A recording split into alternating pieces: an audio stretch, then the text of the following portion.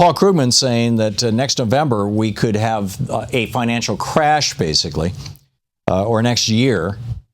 I don't know, maybe he read my book, The Crash of 2016, which lays out why the crash is going to happen, and it's going to happen because of 35 years of Reaganomics. It's really quite simple.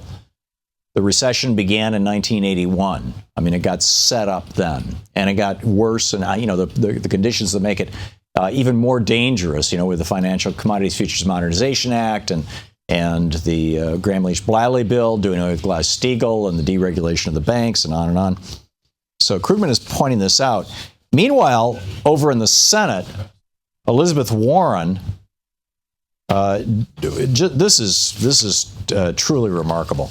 There's a guy named Leonard Chanin, and Leonard Chanin worked at the Fed and was supposed to have oversight over the banks, right? He was the guy who was supposed to be stopping banks if they're engaging in criminal activity, and he didn't.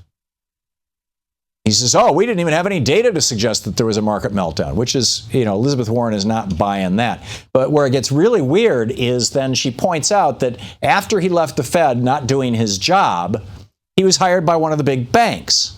And now that he's with one of the big banks, he also went to work for the CFPB for a while and didn't do his job. And now she's saying, okay, now that you work for the big banks, you've come to Congress. See, he was invited by the Republicans to testify before Congress. And she says, now that you're a bankster, now that you're working for the big banks, you're coming here to Congress to tell us that we need to deregulate them further? Elizabeth Warren says it so well. Here's the first clip. This is clip one, Jim. This is where she starts this process. There was simply no data provided to the Fed on a statistic. Let me finish, please, Senator. On a statistical basis that suggested that there was a meltdown in the mortgage market in 2005 I'm sorry, and 2006. Are you saying there were no data in the lead up to the financial crash that showed the increasing default rates on subprime mortgages and what they were doing to communities across America? Did you have your eyes stitched closed? There was anecdotal evidence, to be sure. I'm not but there was no hard data. Are you telling me you never saw any data about the increases in mortgage foreclosure rates before the crash in 2008? Is that what you're saying here? No hard data was presented to the Fed. Yeah, his eyes were stitched closed. She continues. After the crisis, you joined the CFPB to oversee the agency's rulemaking. Within a couple of years, though, you sailed through the revolving door to a big law firm where, according to the website for this law firm, your job is, quote, to counsel financial institutions on consumer finance issues. Now, after taking that job, working for banks, you were quoted as saying that you, quote, lost faith that the agency would become a truly independent entity and carefully balance consumer costs and access to credit with consumer protection.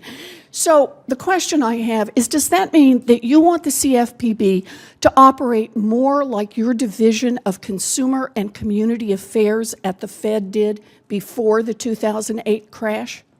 No, in my view, the CFPB does not appropriately balance consumers' need for access to products and the fact that if costs are excessive, that institutions simply will not offer those products. I'm sorry, Mr. Chanin, if you'd answer the question that I asked. The question is, do you want it to operate more like your division of consumer and community affairs did at the Fed before the 2008 crash? The CFPB was created as an independent agency. I don't think it fulfills that role if it doesn't serve the two mandates set forth in the Dodd-Frank Act I'm of sorry, access. Mr. Chanin, I asked you a question. You wanted to hear a question. Could I have an answer to the question? Are you asking for the CFPB to operate more like the agency that you directed, that the Financial Crisis Inquiry Commission said played the pivotal role in the crash of 2008? I don't think that's the goal of the CFPB. The goal is twin. Access and fairness, and it has not satisfied that need for access. I will take it then that you don't want to answer this question. Yeah, you think?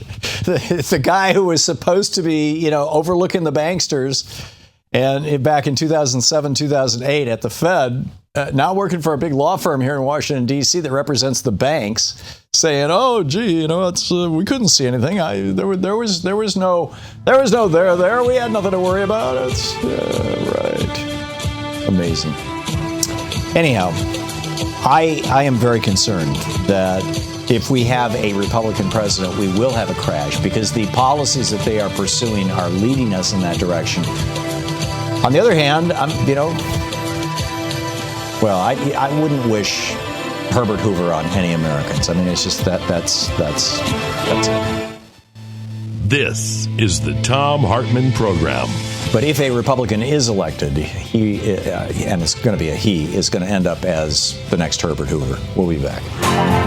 To watch more clips from our programs, hit the Watch More Videos button over here.